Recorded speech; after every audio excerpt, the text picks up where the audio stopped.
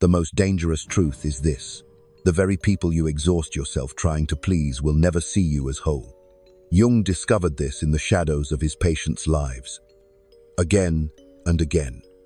The ones who bled themselves dry for love, approval, recognition were often the ones most blind to their own soul. And here is the secret nobody told you. People pleasing is not kindness. It is slavery dressed in politeness. And once you see this, once you stare into the hidden machinery of your own psyche, you will never be able to go back. You will stop pleasing everyone because you will know the cost. Imagine it, a life where every smile is calculated. Every yes is a surrender. Every silence is a cage. You nod. You comply. You bend your back until it snaps. You give to them what you cannot even give yourself: your time, your boundaries, your peace. And in return, they consume. They look past you. The truth is, savage pleasing. Everyone is the fastest way to erase yourself. Jung called it the shadow. That basement, where we lock away everything we fear, everything unacceptable. And people-pleasing is the most cunning disguise of that shadow. You think you are being virtuous, but in reality, you are appeasing the tyrant within your fear of rejection, your terror of abandonment, your secret hunger for control. Let me tell you about a patient Jung once described in his notes, though I will cloak her identity in story. She was 37, a woman who appeared at first glance radiant, generous, the angel of her community. She was the one who always said yes, who always arrived early to help, who never asked for anything. People praised her, but in the analysis room, the mask cracked. Her journals revealed rage, scrawled confessions of feeling invisible. Used. Hollow, she dreamed of storms tearing down houses, floods washing away familiar streets. Jung saw it for what it was: the psyche staging a revolt, the unconscious demanding rebellion against the prison of false harmony. And isn't that you? Haven't you felt it, the quiet resentment that builds after you give one more yes when you meant no? Haven't you tasted the bitterness of sitting in a room full of people you've helped, only to realize none of them truly sees you? That is your soul whispering, enough. Why do we please? Jung's answer cuts to the bone. We please because we fear. The child inside you learned early that love was conditional, that safety was earned by obedience. Maybe you had a father whose approval was rare, a mother whose moods demanded your silence. Maybe the playground taught you that fitting in was safer than standing out. So you became skilled expert at reading faces, predicting needs, vanishing your own desires. You became what others wanted, because you believed your real self was unlovable. But the shadow never dies. It waits. And every time you betray yourself to win someone's favor, the shadow grows more furious. People think the shadow is evil, but Jung said it is simply the rejected parts of you, clawing for recognition. That anger you feel when you say yes but mean no, that is the shadow knocking. That exhaustion you feel after carrying everyone's burdens, that is the shadow screaming. And if you ignore it too long, it will collapse your life in ways you cannot imagine. Sign 1. You feel a hollow in your chest after social interactions. You walk away drained, like someone siphoned your life force. You smile on the outside, but inside you collapse. This is not fatigue. This is psychic bleeding. Sign 2. Your resentment leaks in secret. You tell yourself you are kind, generous, selfless, but then you find yourself gossiping, snapping in private, boiling inside. That is your soul rebelling against your fake compliance. Sign 3. You no longer know what you want. Ask yourself right now, what do you desire? Many can't answer, because your desires have been buried under years of serving others. You don't live, you perform. Sign 4. You feel invisible. People thank you. Yes, but do they truly see you? Or do they see only what you provide? You feel like a ghost in your own story. Sign 5. When you dare to say no, you feel terror, your chest tightens, your breath shortens, because deep down, you believe if I stop pleasing, I will lose love. This is the lie. This is the chain. Now hear me. The chain can be broken. Jung's protocol was not a simple self-help slogan. It was a dismantling of illusions. Step 1. Confront the shadow. Stop pretending your resentment is just stress. Name it. Write it. Admit, I am angry. I am exhausted. I am lying to myself. Without this confrontation, there is no freedom. Step 2. Withdraw projections. Jung taught that much of what we think others demand is our own projection. You believe, they will hate me if I say no. But is that true? Or is it your inner tyrant projecting its voice into their faces? Begin testing reality. Say no, gently, and watch what truly happens. You will be shocked at how often the catastrophe is only inside you. Step 3. Reclaim desire. You must ask yourself daily, what do I want? Even if the answer is small rest. Silence. Solitude. You must train your psyche to listen inward instead of outward. This is individuation. The process Jung described as becoming whole. Step 4. End the false bargains. Every time you give to someone in secret hope, they will finally love you. You are bargaining. Stop. Give only when it is free, when it is joy. If love must be earned, it is not love. And step 5. Allow conflict. People-pleasing is war avoidance. But life requires storms. You must let some people be disappointed. Let some bridges burn. Jung said, the shoe that fits one person pinches another. There is no recipe for living that suits all cases. Do this. And transformation begins. You shift from slave to sovereign.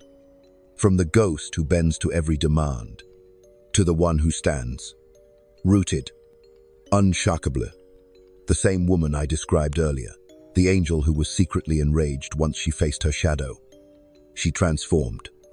She began saying no. At first she shook. At first her community whispered. But then something remarkable happened. Those who only used her drifted away, and those who truly loved her came closer. Finally seeing her as she was, she no longer lived in fragments. She lived in wholeness, and so will you. But beware, the storm comes first. When you stop pleasing, some will leave. Some will call you selfish. Some will rage. Let them. Their departure is not your loss. It is your liberation. The moment you first resist the compulsion to please is like standing in the eye of a storm. You will feel the winds of guilt tearing at your chest. You will hear voices, some external, some internal, calling you selfish, ungrateful, cold. But listen closely. Those voices are not truth. They are echoes of old conditioning, shadows of authority figures long gone. They are ghosts, not reality. Jung said the psyche contains not just our own experiences, but the ancestral whispers of those who came before. When you refuse to please, you are not only liberating yourself, you are breaking generational chains. Think of Marcus. Another case Jung wrote about in veiled language. Marcus was a brilliant young man, but his life was shackled by what Jung called the mother complex. He had spent years living for his mother's approval, bending himself into shapes that never fit. When he finally defied her expectations, the guilt nearly crushed him. He came to Jung trembling, certain he had betrayed the sacred bond, but analysis revealed something deeper. Marcus was not betraying love. He was betraying the prison of false identity. He had confused obedience with connection. By disentangling himself, he discovered something shocking. His mother's love did not vanish. It adjusted. She raged. Yes, she mourned the loss of control. But eventually, respect grew in place of dominance. And this is what you must understand. People pleasing is not love. It is manipulation in disguise. A contract written in invisible ink. I give you what you want so you don't abandon me. This is not holy. It is not noble. It is fear masquerading as devotion. And Jung warned, what is unconscious will rule your life, and you will call it fate. Stage 1 of awakening comes when you realize the collapse of your boundaries is killing you. You see it in your body first: insomnia, fatigue, tension headaches, a stomach that twists every time someone asks for more. The body knows long before the conscious mind admits it. Stage 2 comes when anger surfaces. You begin snapping at small things, erupting in ways that shock even you. That is the shadow leaking. Do not shame yourself for this anger. It is the psyche's alarm bell ringing, screaming that something is wrong. Stage 3. The fear of being disliked becomes unbearable. You test saying no. You see disapproval in others' eyes. Your entire nervous system screams that danger is near. But nothing catastrophic happens. The world does not end. And that realization shatters the old illusion. Stage 4. Grief arrives. Because you realize how many years you wasted serving phantoms.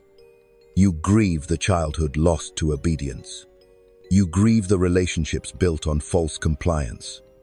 Let yourself weep. Grief is the bridge to rebirth. Stage 5. Power returns. Quiet at first, like a flame in the dark. You feel the stirrings of desire, of boundaries, of dignity. You no longer apologize for existing. You no longer explain every decision. You become dangerous in the holy sense of the word. Do you feel it already stirring inside you? That storm is not your end, it is your liberation. But the question is, will you face it? Or will you retreat? Jung's protocol continues here. In what he called individuation, the journey of becoming who you truly are, instead of who the world demanded. This is not comfortable. It is not easy. But it is salvation for the soul. Step 1. Enter the shadow basement willingly. Sit with your resentment, your rage, your jealousy. Do not deny them. Write them down. Speak them in the safety of solitude. Jung said that until we make the unconscious conscious, it will direct our lives. You must shine a light on what you hid. Step 2. Break the mirror of projections. Realize that the tyrants you fear in others are often reflections of your own inner tyrant. The boss you believe will despise you if you set a boundary that is your father's voice echoing in disguise. The partner you think will abandon you for saying no, that is your childhood abandonment replaying itself. Test reality. Dare to confront the projection. Step 3. Practice radical authenticity in small doses. Start with the smallest no. Decline a coffee when you are tired. Say you don't feel like talking when you crave silence. These tiny rebellions are training for the greater battles ahead. Step 4. Rewire love. Love is not obedience. Love is not vanishing yourself so another may shine. Love is truth meeting truth. Every time you love someone at the cost of yourself, you betray both of you. True love requires boundaries. Step 5. Expect the purge. Some will leave. Let them. Their departure is not a tragedy, it is the clearing of the field. You cannot plant seeds of truth in soil poisoned by exploitation. Do this, and transformation follows like dawn after night. You will notice the shift first in your body. Your breath deepens. Your shoulders drop. Sleep returns. Then your soul follows. You begin to feel joy without permission, solitude without fear. And then the external world adjusts. Those who thrive on your compliance disappear. And those who honor your soul draw near. It is almost supernatural how the world rearranges when you stop pleasing. It is synchronicity.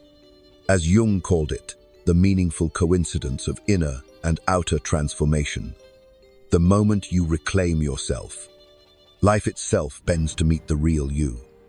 Opportunities emerge that you could not see before. Friendships deepen. Lovers respect. Work becomes aligned, but beware.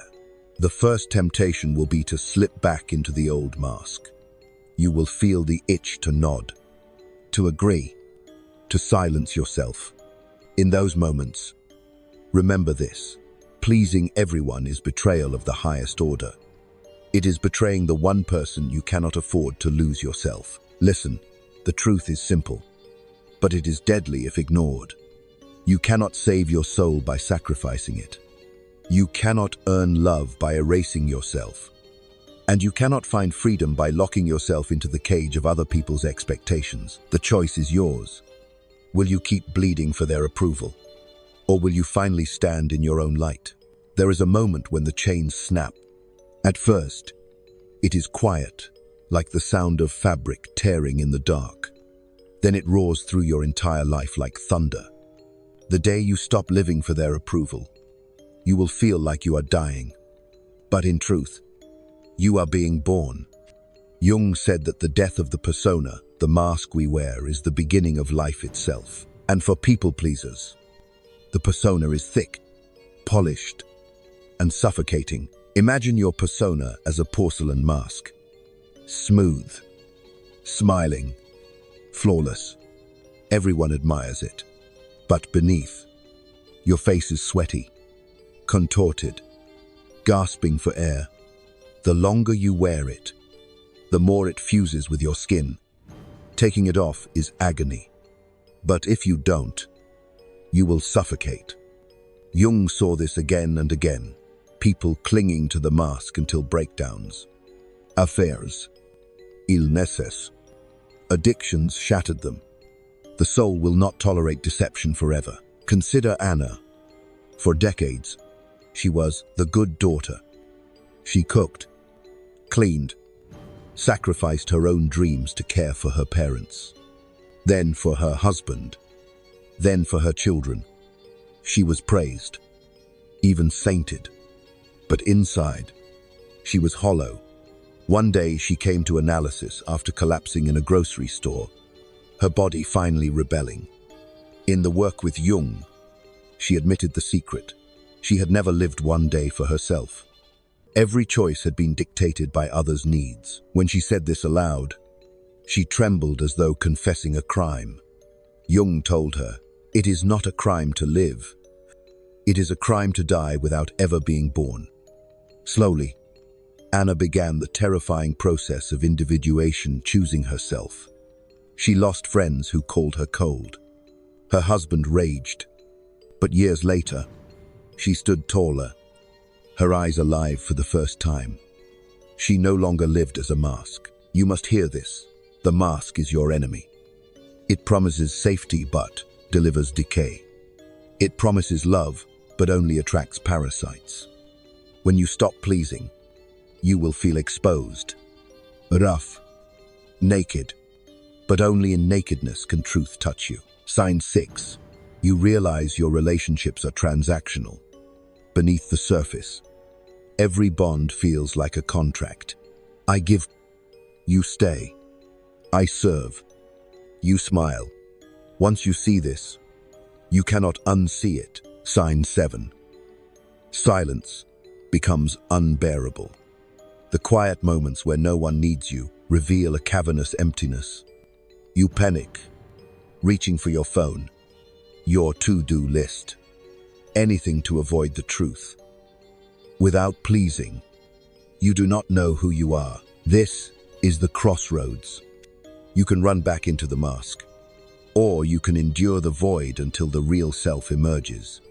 Jung called this descent into the unconscious the night sea journey. It is dark, terrifying, full of monsters. But those monsters are fragments of you, begging for integration. Step 6. Embrace solitude as initiation. Withdraw from the noise. Let the silence terrify you. Journal, dream, walk alone. In that silence, you will hear whispers from the soul, faint at first. Then, louder. Desires you thought long dead will surface. The child within you will stretch her arms. Step 7. Confront the archetypes. Jung taught that within each of us lives not just a personal shadow, but collective forces, patterns as old as humanity. The martyr, the servant, the trickster, the tyrant. Which one has ruled your life? Name it. See it. When you see the archetype, you take back power. Step 8. Rehearse conflict like a ritual. Say no in front of a mirror. Imagine the disappointment on their faces. Breathe. Repeat until your body no longer trembles. Conflict is not death. It is proof that you exist. And then, step 9. Rewrite the story. Every day, people pleasers rehearse a false script. If I give enough, I will be safe. Tear that script. Write a new one. If I honor myself, I will be free. Keep it in your pocket. Speak it when you shake. The transformation is violent but holy. You will notice people testing you. The manipulator who once depended on your silence will push harder. The needy friend will guilt you. The controlling partner will rage. They are not villains, they are mirrors. Testing the new you. Pass the test. Stand firm. Do not apologize for living. And then something miraculous happens. The tests stop. You attract those who resonate with your wholeness. You discover new energy, because no longer is your life force siphoned by parasites. You wake with fire, not dread. Work feels purposeful. Love feels real. You are no longer the invisible servant in your own life. You are the sovereign. This is not philosophy. It is war. A storm tearing down illusions. A fire consuming falsehoods. But from the ashes rises the phoenix of the true self. And the world cannot look away from a soul on fire. Do you feel it now? The stirring, the ache, the urgency. Then the call is for you. To stop pleasing is not rebellion against others. It is obedience to your soul. If you betray that soul, nothing will save you. If you honor it, nothing can stop you. There comes a day when the storm clears. You walk into a room and you do not scan faces for approval. You speak and your voice does not tremble with the question, did that please them? You move as though your spine were made of steel. That day, you know you are free. The old chains are rusted on the ground. You are not who you once were. Picture the contrast. Once, you were the ghost. You laughed when you wanted to cry, nodded when you wanted to scream. You gave and gave until your soul was skeletal. You lived in fragments, a patchwork of other people's desires. And now, you are whole. The storm has stripped the mask. The fire has burned the falsehood.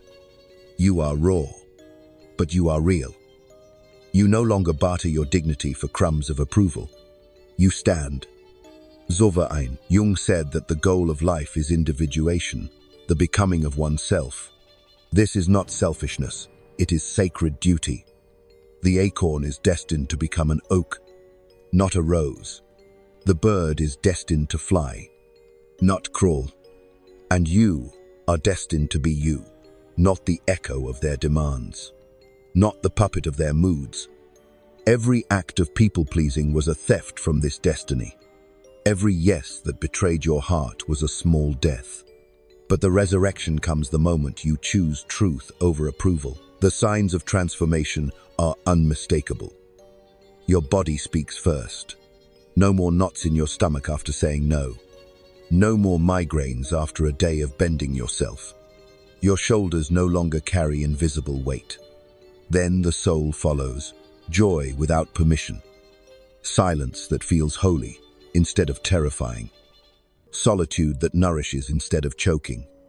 And finally, the world bows to the new law of your being. Those who once drained you vanish.